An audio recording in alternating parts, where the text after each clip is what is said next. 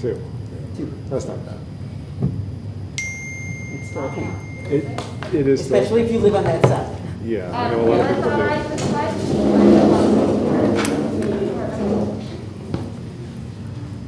I pledge allegiance to the flag of the United States of America and to the republic for which it stands, one nation, under God, indivisible, with liberty and justice for all. Hey, good evening, everybody. This is our time for citizen comments. This first part of our comments, you can only comment on things that have to do with our agenda. So I do know that the mask issue has been a hot topic. That is not on our agenda for tonight, so if you have any comment, concern, want to say something to us about that, you'll have to wait till the end of the meeting. So with that, you have 3 minutes. Step to the podium. You can state your name and address. Okay, no citizen comments. We're going to move right along. Celebrations. Adam. Well, all right, so for celebrations, there's a couple things that are on the website, and there's a couple things that are not. I'd just like to start off by complimenting our staff with the first month and change of the school year.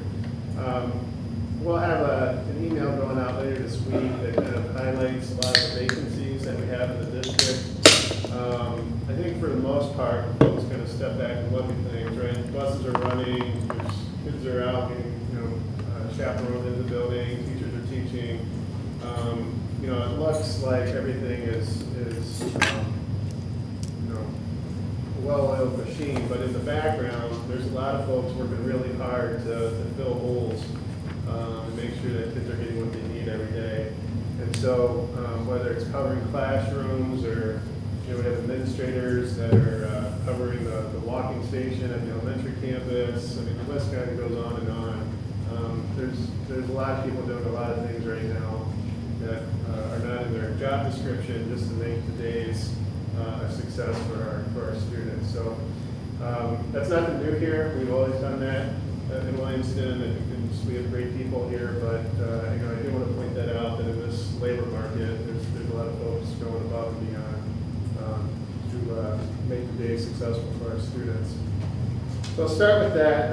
Another good thing this year, obviously COVID has taken up a lot of our time, especially on the administrative side, but it is a sign of progress to see that we're starting to get back to things that kind of fell off the table back in March of 2020.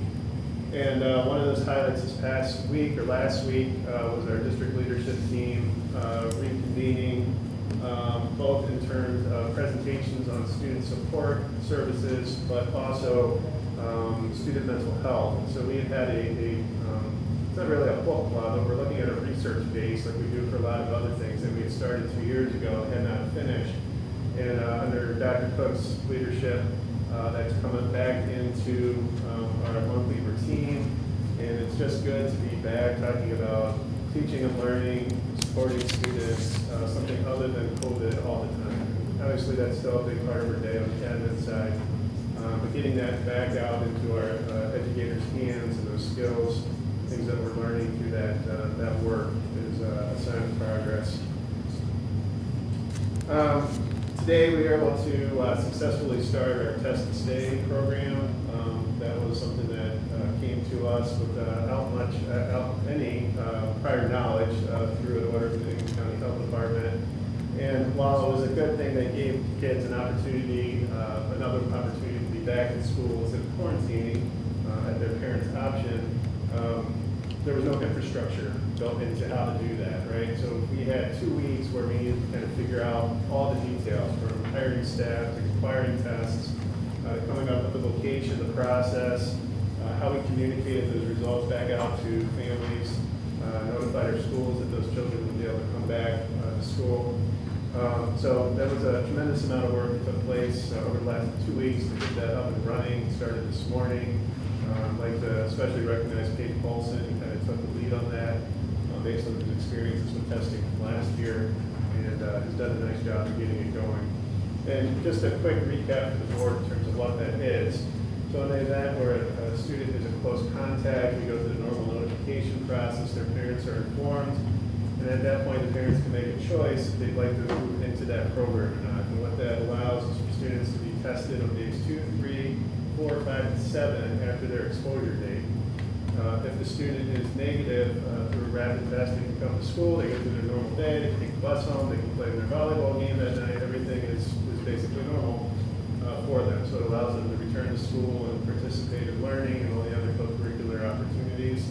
The other option that parents have is just to test on day 7, and then they can come back to school on a negative test at that point, or just quarantine. And that's another option that parents have. So a lot of different options that are available, but the good news is we got that up and running this morning, and hope to be running that every day the school is open, from 7:15 to 7:50 right here in middle school gymnasium.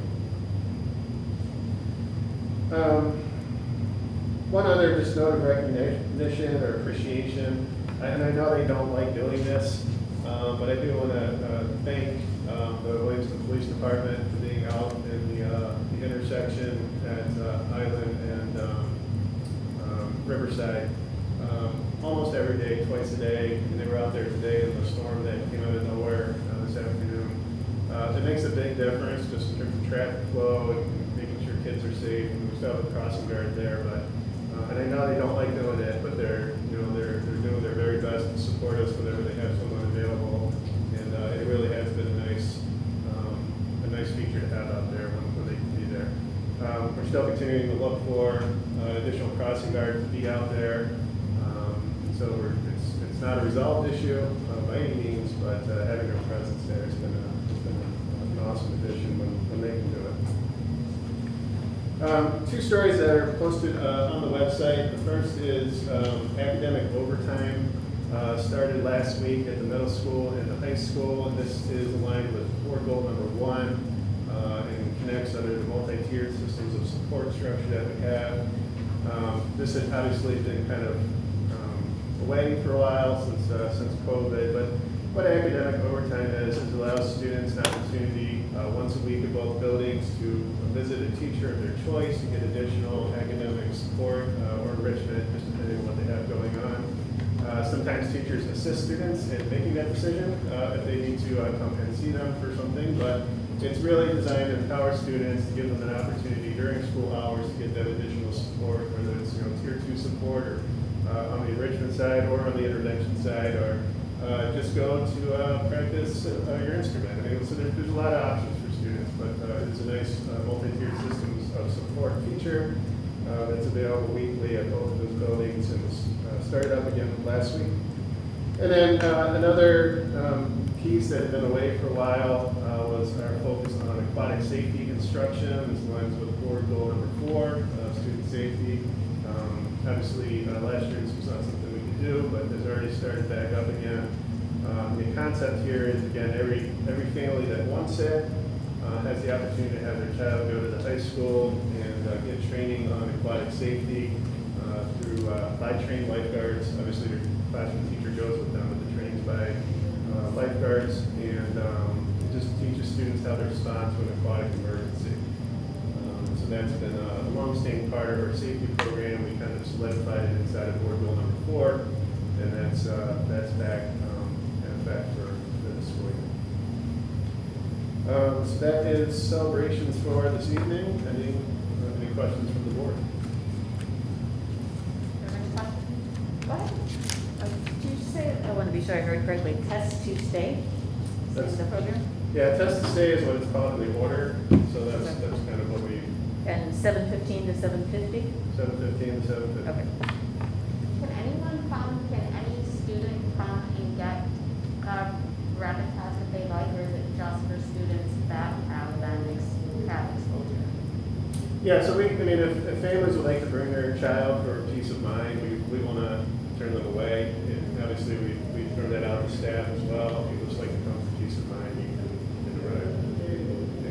It only takes 15 minutes to get your result back. So the idea was by having it before school, families can bring their children there to get the test, to get the test results back. And it really kind of falls just around the time that school would be starting, so they can get them to their their school at the beginning of the day without missing any instruction. Any other questions? Okay, educational update. Yeah. So upcoming, there's no education update this evening. Normally we get a report out on standardized test results, but obviously this year that's a little different. So that cuts off the hope for tonight. She'll be back next September. Superintendent's report. All right, so superintendent's report at the meeting in October on the 4th. We'll get an update on board goals 1 and 5. Like I think I told you previously, there's not going to be a whole lot new on board goal 1. I mean, things that are new are starting up, such as academic overtime, kind of filling you in as those things happen. As far as board goal 5, one thing I did give you this evening, a little bit of homework. I gave you the same article that the high school started off their professional development on standardized grading practices back in August during in-service week. So it's the same article the teachers read, and then the administrators facilitated conversation around starting that journey at the high school. And so I've given that to the board to read over the next couple of weeks, and then we'll kind of come back together in October for that meeting. Any questions, or we can certainly engage in a conversation around what best practice looks like, what are some of the goals that the buildings are looking at, and talk a little shop as far as what that research looks like. So that was kind of the concept there. So I guess I'm assigning you a little bit of homework this evening so we can have that conversation in October. And then AP testing results were the second item. So last meeting there was an additional request for the numbers of students who enrolled in the taking the exams for the AP classes. So what we did is we used the same 5-year period, gave you the same data in terms of what the test results were, but then also the total numbers of students who were enrolled in the classes and then took the exam. So you can kind of go through there and disaggregate that on your own. What I did too was try to do some quick math for you to summarize some of the classes that tend to have more students taking the exams. Obviously, there's some things like independent study courses where you'll just have a handful, and you can kind of eyeball what those numbers look like.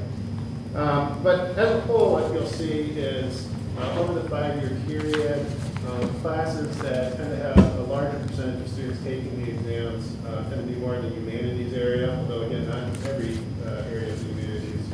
And there are some classes that kind of stick out, such as some of the science courses, calculus, statistics to a certain extent, but not to the level that we had actually thought it might be, where it's a lesser percentage of students. But again, when you're looking at the numbers, remember that's over a 5-year period. So, if we go to statistics, for example,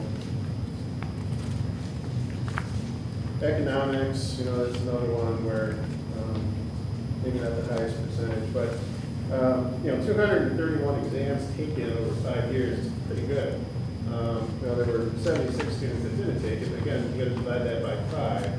So even some of the raw data there, it might look like a higher number of kids that aren't taking the exams, but if you look at it over 5 years, it's not bad. And remember, those tests are, they can be a little bit intimidating. That's the answer to that question as far as what those numbers look like. Any other questions on that issue that I can address? I'm going to just comment on that, what you said. I think that they're much higher than I thought they were. And like, for example, my son took, I think, 4 AP classes, and he didn't have to take the exam for any of them because Davenport had an articulation agreement that as long as you got to be in a class, they transferred over. So he didn't even require. So now that some colleges are allowing that to transfer just a grade in the class versus the test, I think they're good. Yeah, obviously with COVID, we've seen some changes in terms of how colleges look at courses like this, and even the way they put on things like SAT results. So there's a lot of things moving pretty quickly right now in this area. That's good news, I think. Yeah. Personally. Well, their kind of idea was we shouldn't punish somebody that can't afford a $70 test. So if they took it in the class, then good.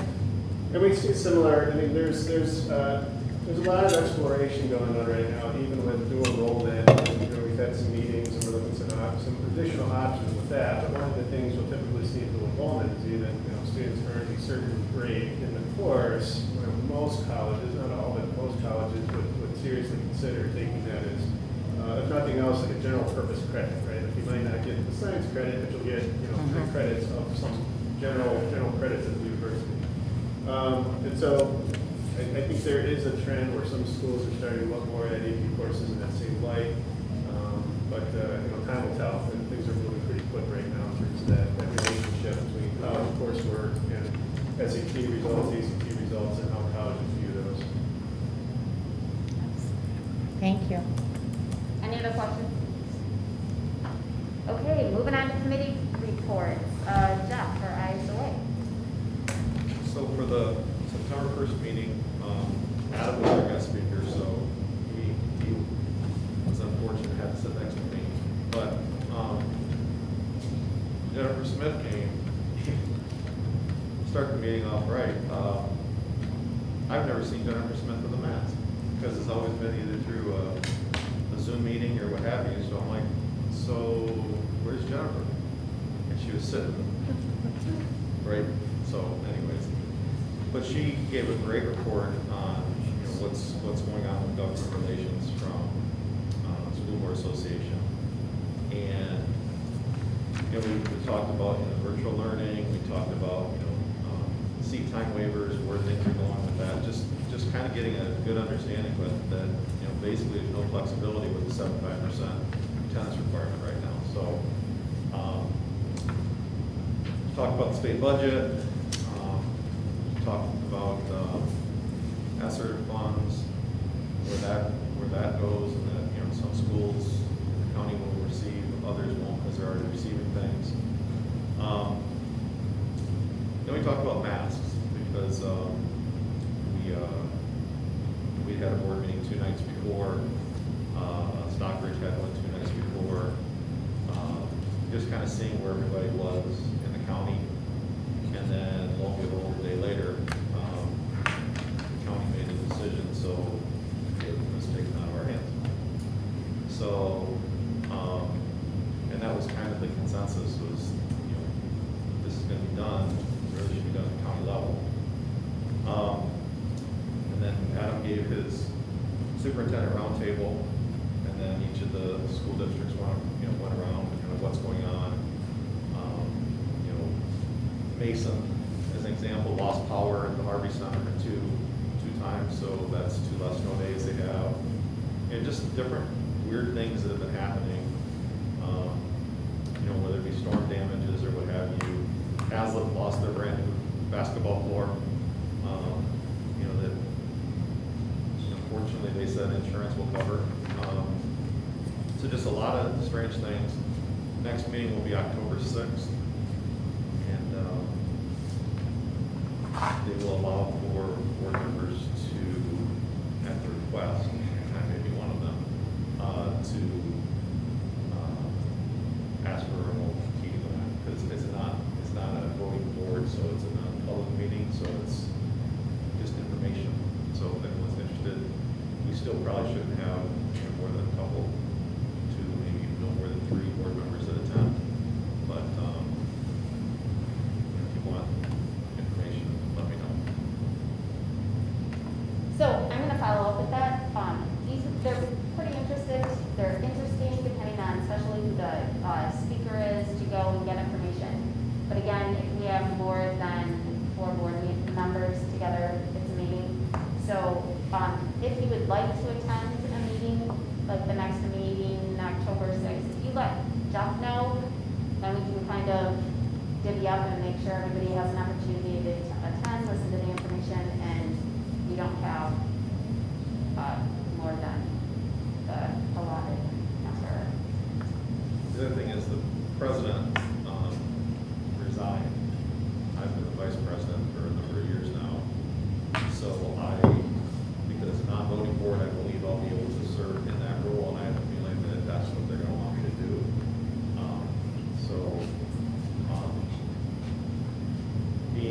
If I am president, I honestly would have no problem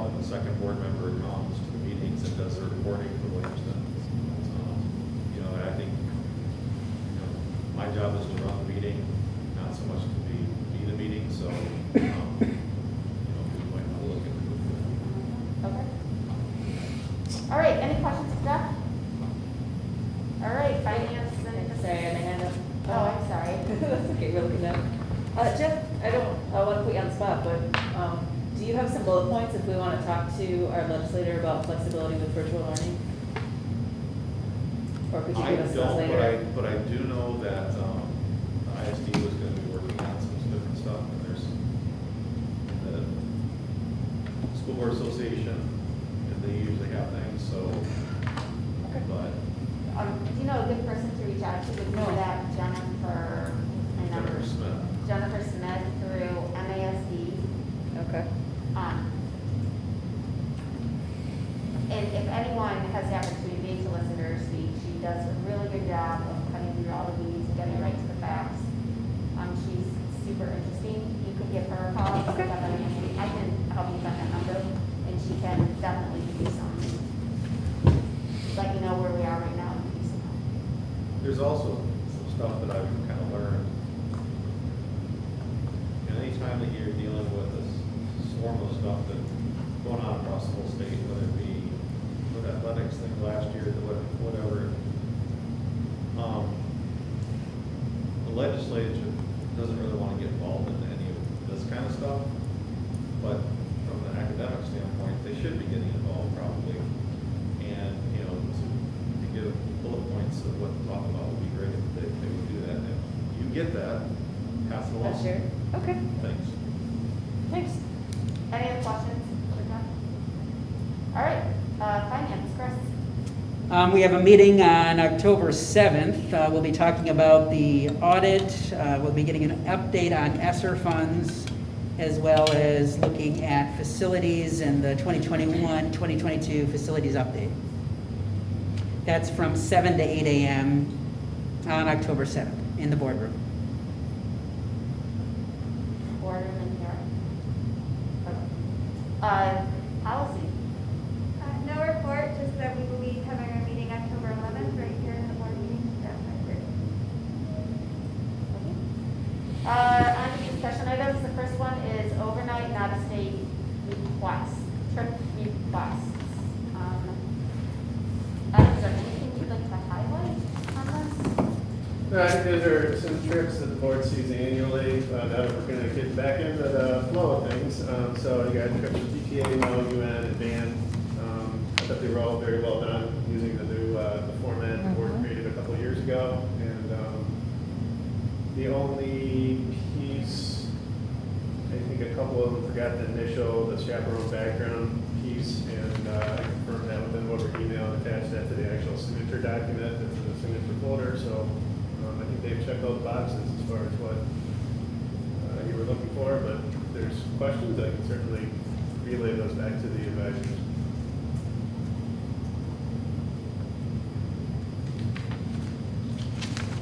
Seems like a little less than we've seen in the past, but I'm glad to see that we're seeing them this year. Yeah, last year we didn't see any. No, we did not. High school. Any questions about these trips? Are we ready to move this to a vote in November? October. October? October. Gosh, okay, so these will be on the October meeting. Next discussion item, board workshop. This is something we've done over the last couple of years. We usually do it around this time, or winter in January, February.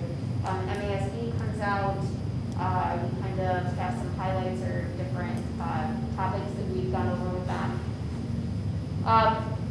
I think in January, we did kind of a board 101, kind of got us all back to basics with the two board members that we have. Looking at doing another workshop with them, I think it's a good idea. It gets us all in a room, gets us all talking, a little more comfortable atmosphere. Is there any topic or anything that you would like discussed? Anything you want to know more about? Anything that I can reach out to Debbie Stair on?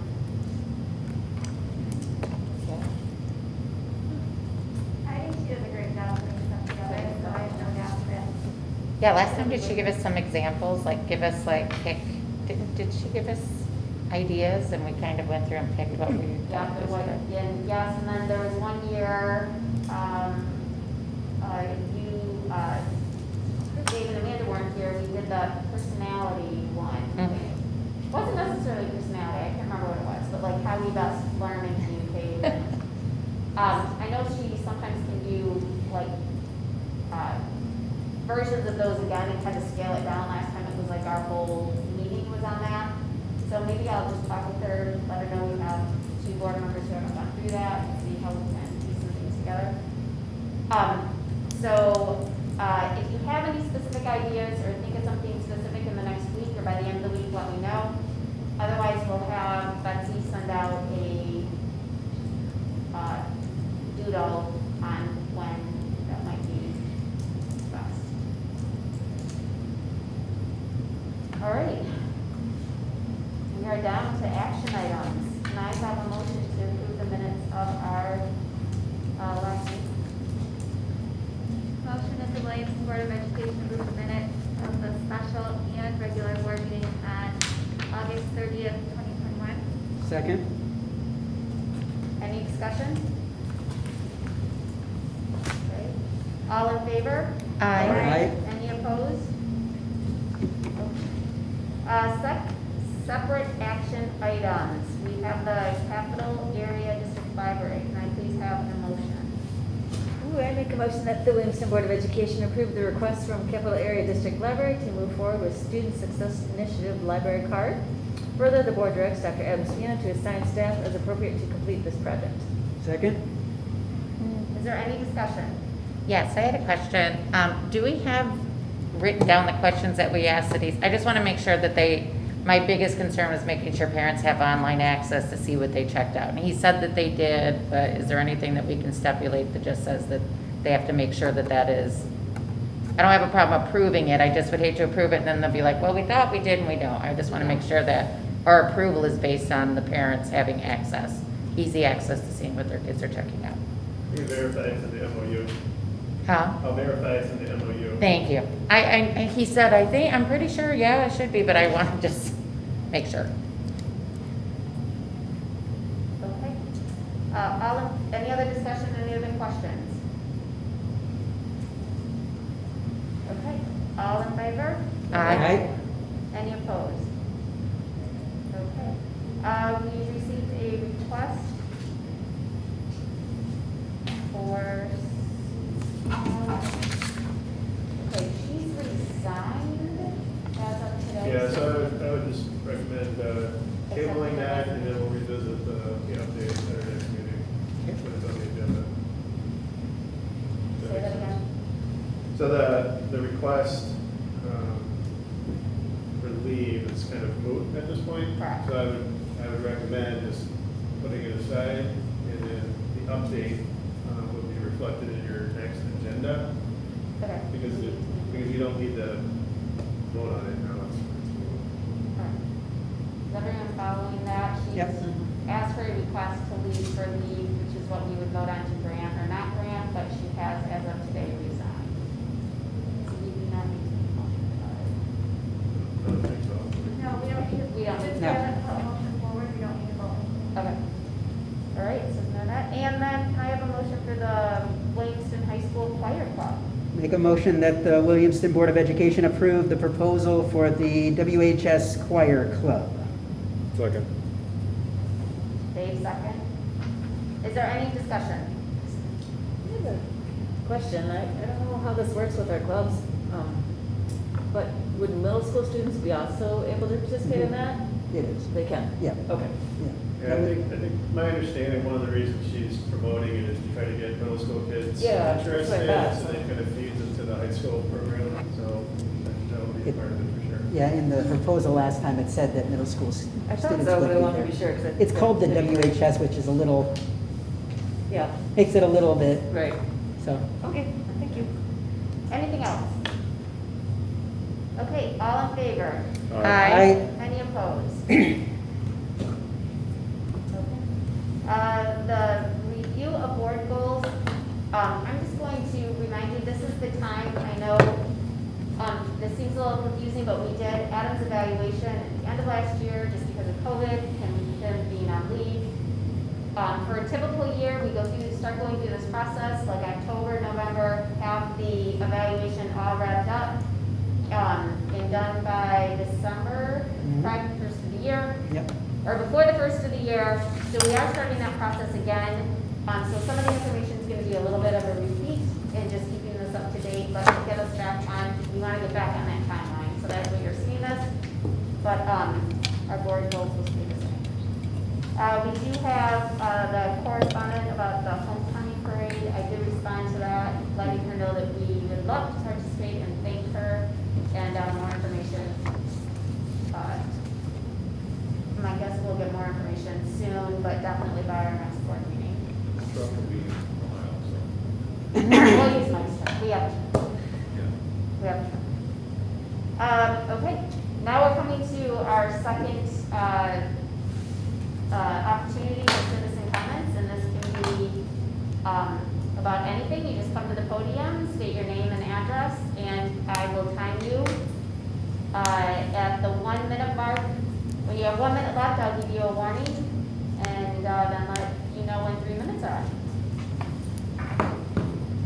Do you have any citizen comments?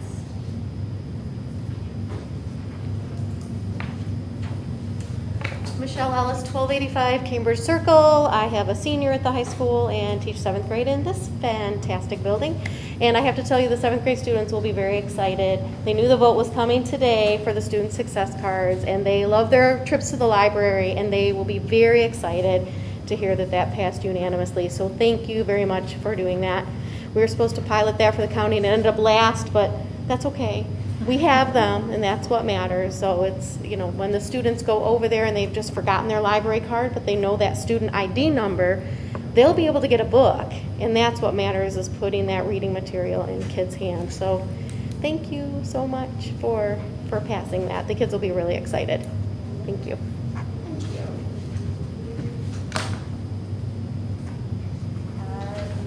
Anyone else?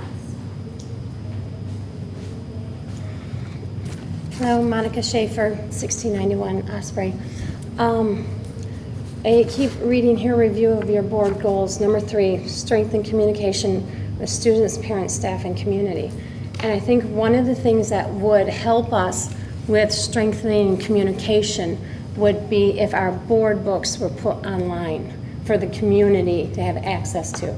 Because I love it that it's put up here, but I can't see it. And in order for me to prepare for a meeting, to come and be a prepared participant in the meeting, in order to understand it, just like the AP, I would love to know the data that you had, because as you know, I've got a child right now with 5 AP classes. You know, I've had numerous AP classes. I would love to see the data as well. But I would really like to strengthen the communication with the community and put the board books up where everybody has access to them. And again, I know, like when I went to the Ingham County School board meetings, they had them.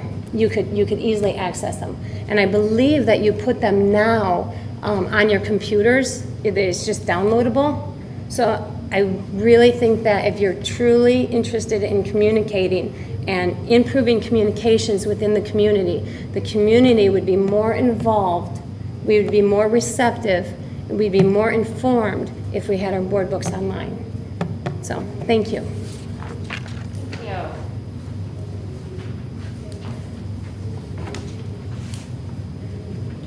Anybody else? Yeah, I'm Steve Shepler. I'm sure you got remember me. 3485 Sherwood Road. And I'm still on the mask thing. I see that you made a point to mention that Linda Vale took over, so it's out of your hands. Well, I still believe that it's each one of your responsibilities to represent our children, keep our children safe. Would you agree with that, all of you? So it's not completely in Linda's hands. I mean, are you the most powerful person to do with the school as a superintendent? I believe that you should be very concerned about, like a lot of the information we gave to you before. Did any of you guys happen to read through any of that about the things that grow in these? A response on that would be nice. This little guy here, I have 23 employees that do underground utilities and whatnot. We test for O2, CO2, test for anything that would keep them safe. I actually took this to a level that's considered expect adverse reactions, and I'll just give you a second here and see how long that takes while I'm waiting for it, because it'll zing in here on you here in a minute. That is if I turned it on. I got the buzzer off, but as you can see, I don't know if you can see that, it says unhealthy level. Can you hear that? That's how long it takes to reach an unhealthy level. I'll keep it in here. And it will climb to, that's at 25 parts, or 2,500 parts per million. This thing here, with my people that I'm responsible for, I'm their supervisor, 23 of them, this will climb to 5,000 parts per million, at which time, if I dared to leave one of those people in the hole, their health would be totally in jeopardy. This will hit this by the time I hit that seed. So my question to you is, you know, why do you refuse? You say science, science, science. Here's your science. This is the state of Michigan device. If I did that to one of my people, I would be fired. I would lose a job of 30 years for something like that. Yeah, I'll go sit down and you'll forget you've ever heard me speak. I don't understand. It is still your responsibility to protect my children. Yeah, I'm very passionate about this. I'm not going away. Your community's not going away. Please listen. 5,000, can you see that? 5,000 parts per million in that little bit of time. These kids sit in here for 7 hours. Please, listen. Anybody else?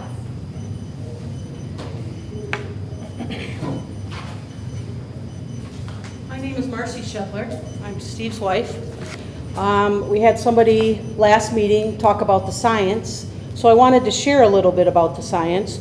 Earlier this year, a group of German doctors and biomedical scientists looked at the available data on the negative health effects of face masks, published both before and during COVID-19 outbreak, as cataloged in the U.S. federal government's biomedical database, PubMed. They found significant evidence of relevant undesired medical organ and organ system related phenomena accompanied by wearing masks, with clear, scientifically recorded adverse effects for the mask wearer. Masks create dead space air between the mask surface and the face, which remains trapped at the end of every breath out and gets rebreathed right back in. Dead space air is stale, potentially containing 20 times the CO2 concentration of normal room air, along with hundreds of other substances excreted by the human body throughout the lungs, including toxins. Mixed with those are traces of the chemicals, such as formaldehyde, that's used to make and preserve the mask that these little 5-year-olds are wearing. They have microfibers that come off the fabric have been found lodged in the sinuses of patients diagnosed with irritant airways. Masks make it harder for the lungs to remove CO2 from the blood and to supply the blood with oxygen. The argument that masks are therefore safe for healthy adults, however, ignores health problems associated with long-term chronic mask use. To wear a mask in a meeting for an hour, not that big of a deal. For these kids to be stuck in this mask all day long, even doctors that are wearing surgical masks, they start losing their abilities in a very short time. These children do not have any choice in this. Doctors and nurses choose the field they go in, knowing what they're expecting, what they're walking into.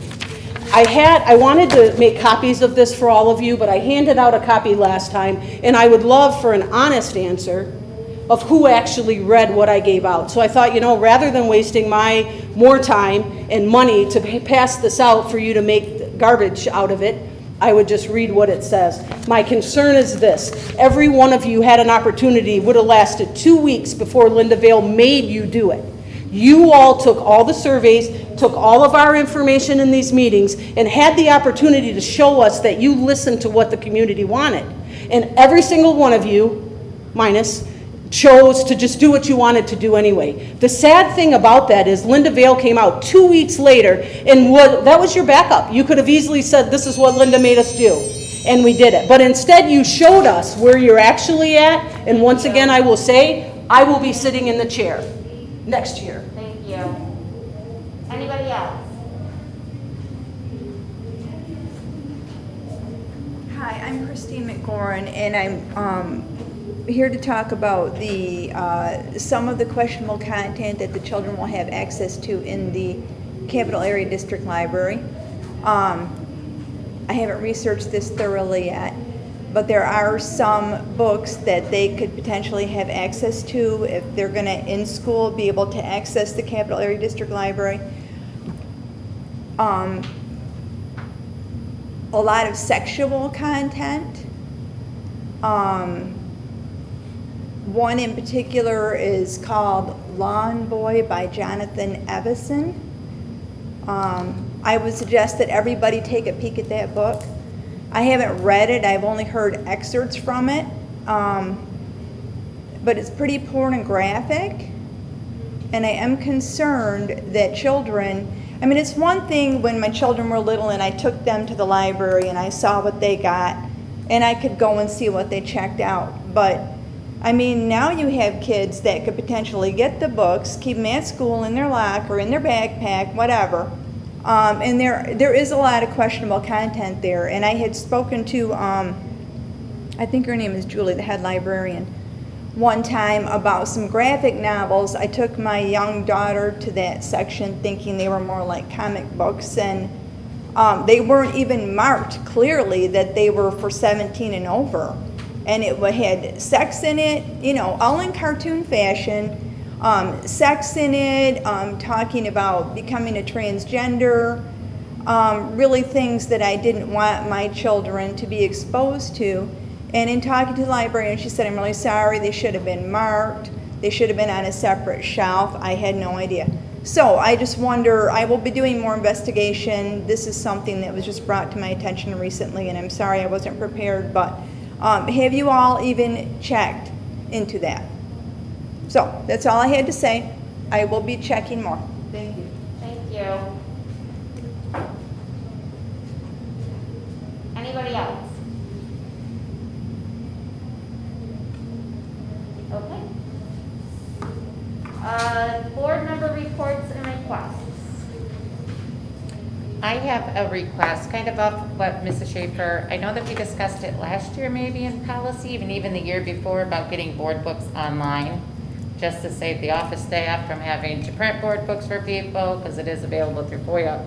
So I would like to research how we can do that now, especially COVID. Some people don't want to come to the meetings, and that way they can have the board book available to them to see if it is something where they need to come and be available for it. Anybody else? Anything else?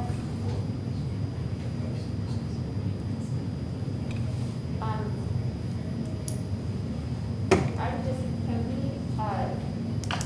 follow up about the library and how that's going to be done? Keeping kids are going in there and how that looks. Yeah, I think I'll make a visit to the library tomorrow, because I know ours is a full library, right? That is a full cattle, so they do have an overage and, All right, if there's nothing else, I will ask for a motion for adjournment. Motion to adjourn? Second. First is Chris, second is Julie. Any discussion? All in favor? Aye. Any opposed? All right, thank you very much.